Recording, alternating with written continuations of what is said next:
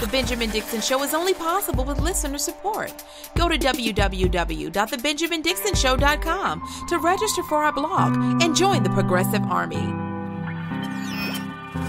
Good morning and welcome to another edition of the Benjamin Dixon Show. No, I am not Benjamin Dixon. I am Anoa J. Changa, filling in for the big brother, giving him a day off, kind of, sort of, as he does the good work and handles some other business. So much going on, and this is really neat to get a chance to talk about some of the issues that are pressing in today's news, other than, the onslaught the past week that Ben and I have been dealing with in terms of dun dun dun dun. Noah is a Russian spy. Das Vidanya. NPR made me Russian, you guys. So anyway, I'm sure folks have already caught up on all that stuff, and you can read the pieces that I have in Forward as well as on my blog, Peach Perspective, that go into detail about that experience and how we're not letting up on the AJC, the Atlanta Journal-Constitution, and WABE, the NPR affiliate. Just real quickly, Atlanta Journal-Constitution claimed in running, a blurb about the NPR story on their blog that I was under scrutiny. And there's no context, no information, no explanation for that so-called allegation. And it's very reckless to just throw things out there like that, particularly from reputable sources that people rely on for their information. And that's what's at the crux of so much of what we do, is the fact that people rely on news and media to inform them. And unfortunately, these corporatist controlled outlets take advantage of that reliance.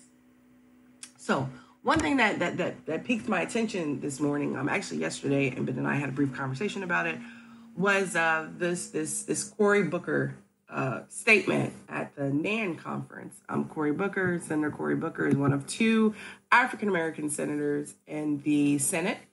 And it was reported that he blamed Black voters for the reason why Donald Trump won.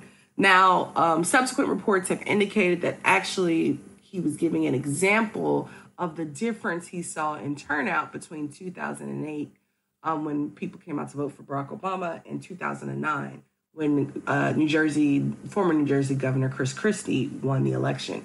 Now, voter turnout, updated reports I'm now reading have said that Booker was actually referring to issues with low voter turnout overall. Now, here's where, I think a lot of us would agree that, yes, when voter turnout is low, that is when Republicans not just win, but that's when they crush and take control, right? There's a couple different things here, though. So first, I'll just, he said, we did it to ourselves, right? And he says, in 2008, when I went to vote for president, I got to my polling place voting for Barack Obama. There was a line around the polling place. I went up to go vote, and I'm telling you all know this. I love people here. I've met you from Florida, North Carolina, these genteel communities. I hate that word, genteel. I was mayor at the time. You probably treat your elected officials with civility and grace, but in Newark, New Jersey, we keep it real. And I walk up to the end of the line, and that woman on the end of the line looks at me, and she sees me, and she says, "Don't you think you're cutting in this line now? I don't care who you are. You ain't special. You're waiting like the rest of us." And I'm mayor of the city. I've got police officers next to me. I look at this woman, and I say, "Yes, ma'am. I waited for hours." Now, 1 year later, I go vote in New Jersey's gubernatorial election, 2009. We have an incumbent Democrat and a challenging Republican you all never heard of called Chris Christie. Nobody shows up to the polls. Nobody shows up, and the Republican narrowly wins. And then he cuts the earned income tax credit. He pulls us out of greenhouse gas agreements, and everybody wants to wonder, why are the Republicans doing this to us? Why are the Republicans doing this to us? We did it to ourselves. So that was the context he was talking in. Now, the problem, though, with this type of analysis is that it's superficial, right? It's true that when low voter turnout happens, Republicans win. We saw it happen in Kentucky in 2014 when there was like the lowest voter turnout, and I forget what the length of time was, but like it wasn't even just so much that the Republicans won. Like the current governor is like the fringiest, most Tea Party nuttiest person. You guys may have seen him in the news recently when he claimed that the teacher strike that happened in Kentucky actually subjected children to the likelihood of being sexually abused because they were not in the classroom. Like really just out of craziness, right? And in West Virginia, also in 2014, again, lowest voter turnout in I don't know how many decades, but the for the first time in 80 years, the West Virginia, legislature switched from Democrat to Republican. Now, these distinctions can be superficial at times, but when you're looking at the state level, although we have serious issues with our locally elected Democrats, there is some, at least, safeguards in certain spaces than if we just have just straight Republicans in complete control with supermajorities. I mean, we've seen across the country, we've had unconstitutional abortion laws passed. We see attempts to resegregate schools. We see so much happening. But what I have really problem with Booker's we just need to vote more is the fact that, one, it's on candidates to make sure people vote. That's the first thing, right? If you want people to vote for you, you need to be giving them something to vote for. Two, you need to be investing in people and helping them understand this is not just about propping you up in a position of power and authority, that there is really something in it and at stake for them. And we obviously know, we've seen what has happened at post-2016 with everyone up in arms about those people who either stayed home, or didn't vote for president. You need to give people something to vote for. I'll just say it again. We just need to keep saying it until they get it right. I mean, even now, as the DNC spends money with a lawsuit, is that even the best use of time and energy? It's probably what certain donors want, really, when we're being honest. Because the average person needs people investing in their communities, needs people talking to them about what needs to be done, right? Needs people helping to build those relationships and build that trust. Really, the Democratic Party has systemically disinvested and disengaged from working families across the board. So the lack of enthusiasm to support your candidate after, we had the culmination of hope, change, enthusiasm, and positivity in 2008, and folks felt left down or just the fact that it just wasn't going to do anything for them. Because that's the thing. It's not about how we need to make sure you get in office. We need to make sure that we have adequate representation.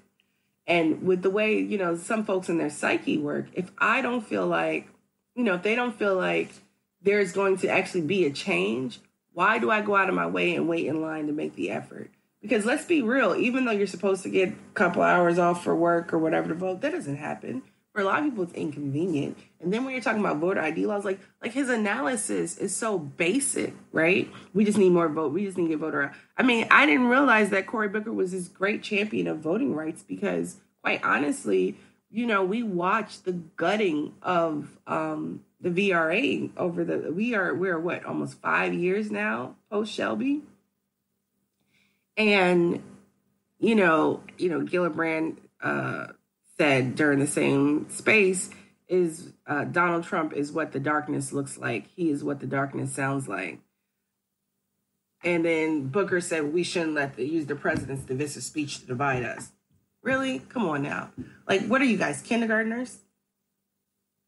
Like, be nice to your friends? This is war.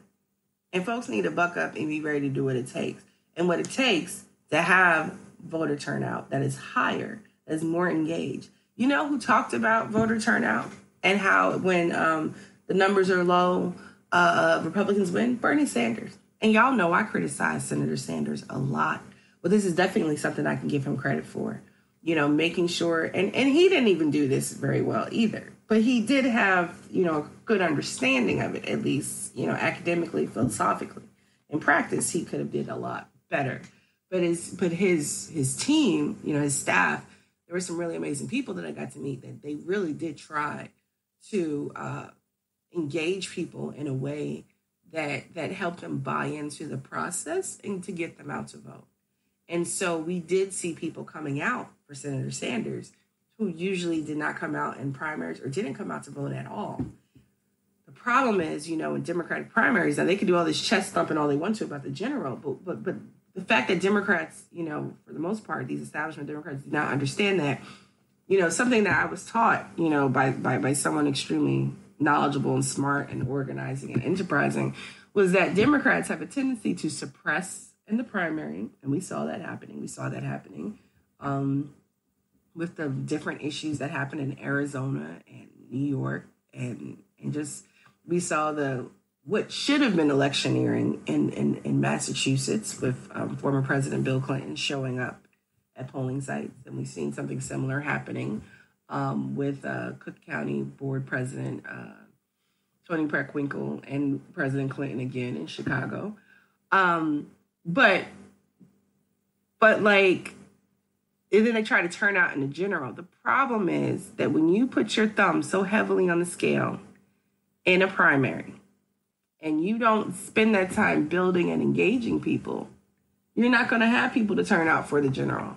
And then when it comes to the general, I mean, we're not being honest. We're not being honest here when we're talking about, I don't know what New Jersey did and how they did and didn't do to turn people out to vote in 2009, particularly on the heels, right? Because that's just a year with such a massive turnout.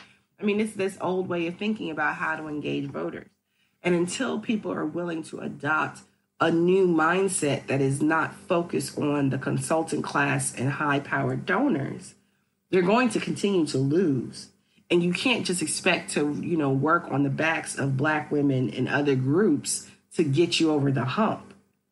You most definitely need to invest and build the machine. I mean, because just let's be real, we need to build our own machine on this side of the game, of the playing board, to overcome the obstacles that exist in our way. Now, I know electoral politics and voting is not the end all be all. I know it's not the answer to all of our issues and problems, but it is a tool that we have amongst all the other tools in our toolboxes. And I refuse to cede ground to anyone on this issue. So we find our way and we hang in there. So Cory Booker, we have historically low voter turnout in the United States compared to the rest of the quote unquote developed world, period. Right. And there are a lot of steps that can be taken to address this, but to not reflect on how we also in the past 5 years have had massive issues in terms of voter disenfranchisement. We also have issues with needing felony restoration to vote happen. I think in Maryland, it was great that that was passed, but I would like to see, if anyone has touched back on what efforts have been made to really engage, those who have newly acquired or had their right to vote reinstated, right? Like when you look at Florida, because what's coming up in Florida with the restoration ballot initiative, that's a massive undertaking. That is an undertaking that has taken years in the process to have it done.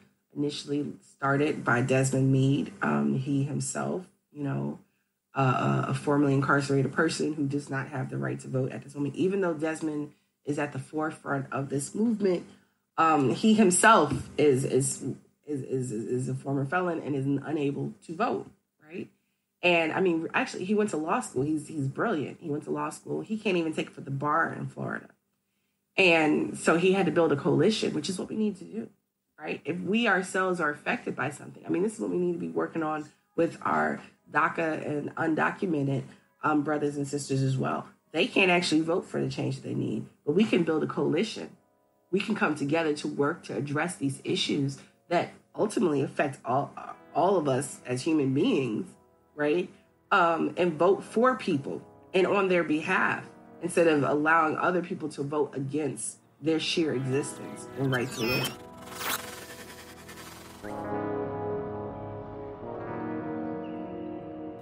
So it's really interesting, this whole conversation. I don't think this is a sister soldier moment, as someone asked me earlier, but I do think that, there's a very cavalier and in times reckless attitude that these people who sit on these higher perches, like a Cory Booker, have towards us mere mortals down on the ground who need to go mobilize to vote. And we still have not had an honest dialogue from folks in these democratic spaces post 2016 about what really went wrong. You can't ignore working class voters across the board.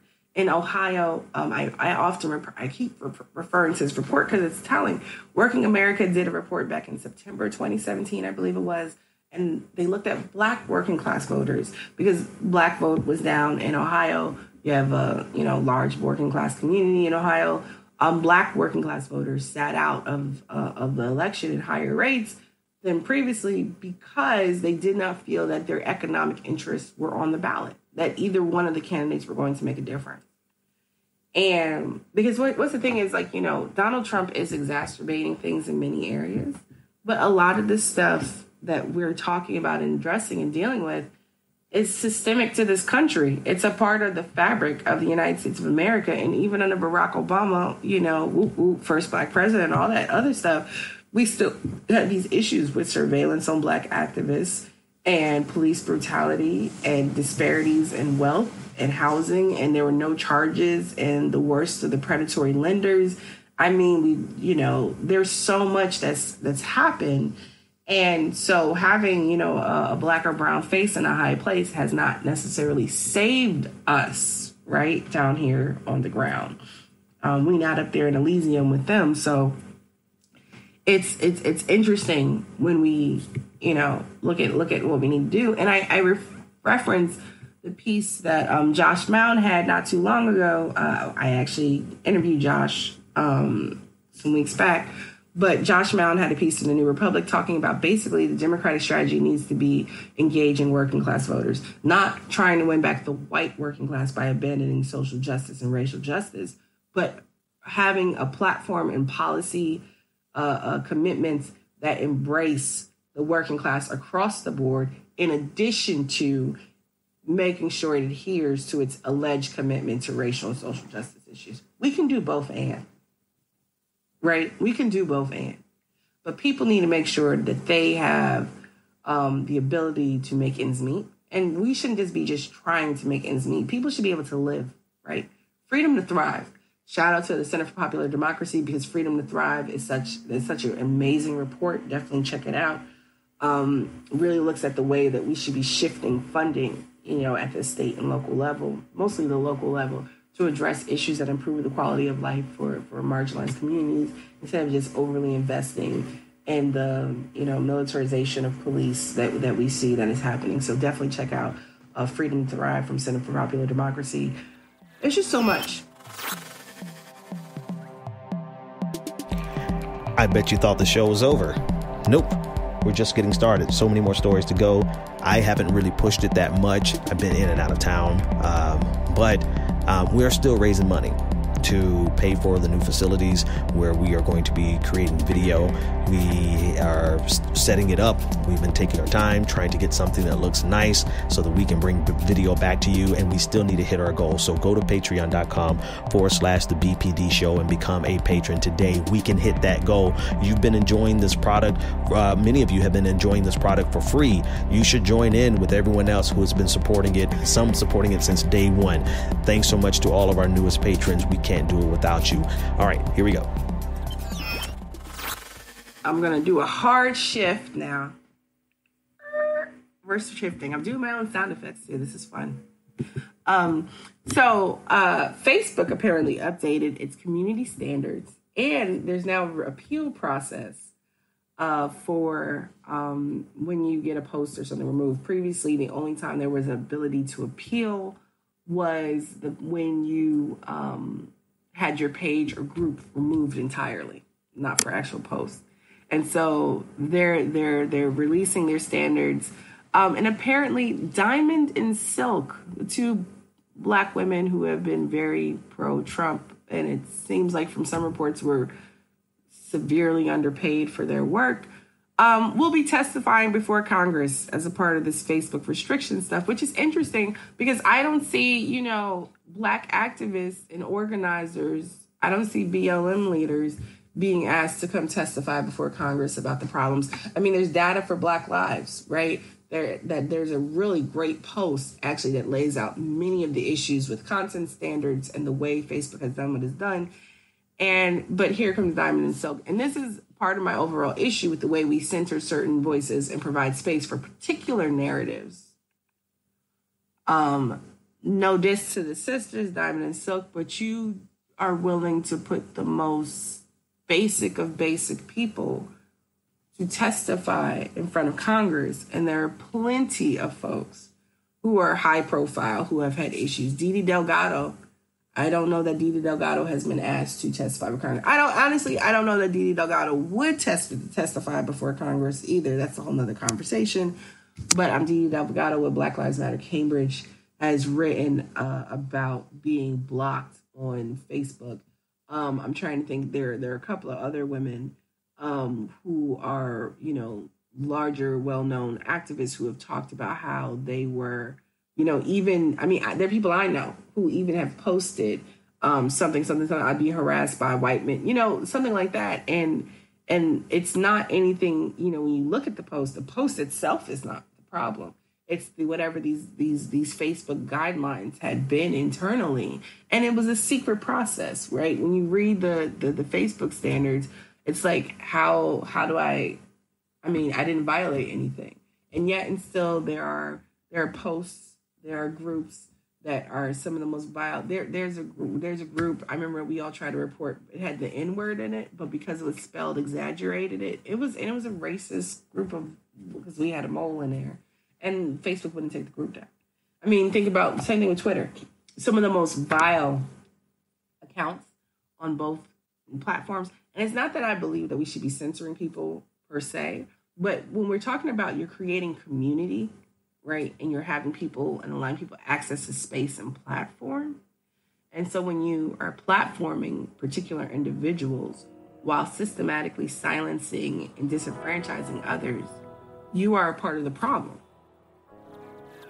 So Zuckerberg claimed that, Diamond and Silk have talked about how their presence on Facebook has been, restricted because of their political views. Zuckerberg apologized during his testimony before Congress, and he also said it was called a quote-unquote enforcement era. But, and I'm reading actually through an NPR story right now, which is very sympathetic to these two women, which is funny considering my own issue with NPR, the WABA affiliate. But these standards and how they get released and how they get dictated, they're talking about, quote unquote, context matters, and context should matter. Unfortunately, with a lot of stuff and its issues with community moderation, it seems like the context has been lost, or the fact that they're not capable and competent of understanding what these issues are. So they blame it on the fact that they have, subcontractors in other countries, and they have large quantities of posts every shift. But you have like things with the spam review they have, which is like the auto moderation they have, that if you're someone who's trying to get a story out, like recently someone who's trying to share one of my article, I think it was the FAIR article that Adam Johnson wrote, trying to share it in multiple places to make sure as many people possible can see something, you will get slammed from either posting in groups, even if you're posting your own links to your own groups and pages. We've seen this happen, right? Where people will get slapped on the hand and they'll get put on timeout because they're posting too much. Because that's spam.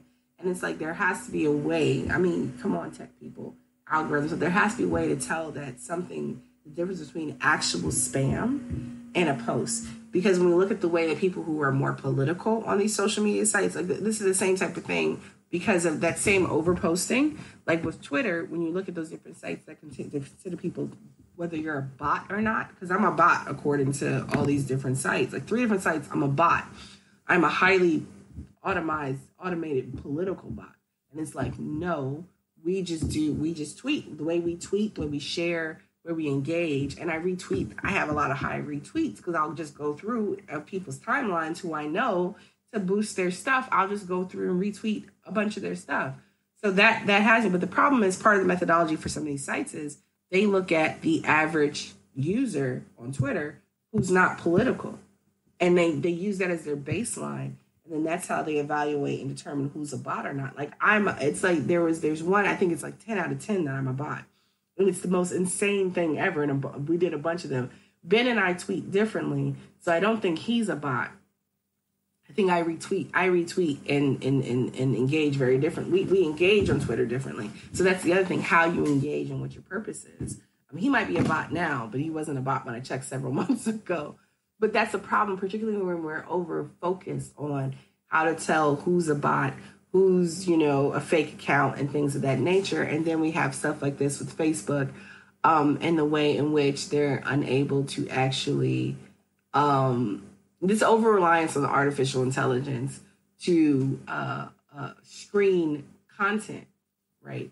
You need people who actually understand what they're reading and reviewing to be able to follow, apply guidelines. And so now there is an appeal system that should be reviewed within 24 hours. Excuse me.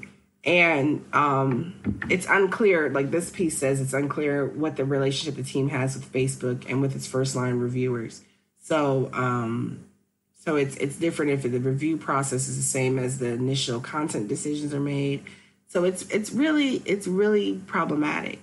And what we really see now is that we have a new forum. I mean, we've had this forum for some time now, but it's become really apparent since 2016 that these larger social media spaces are being used to engage in very open and at times aggressive political, discourse. But at the same time, it's necessary, right? These are where the conversations are happening. Like when folks are like, we just need to get off Facebook. I agree, we need to get off Facebook, but there's probably about a couple hundred people I need to find a way to move them with me.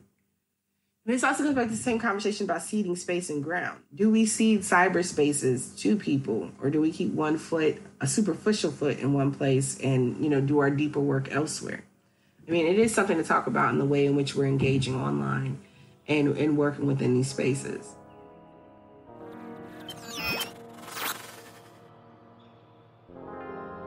We have come so far together. I mean, you guys have been with Ben for a little over 2 years. You've been with me a little bit less.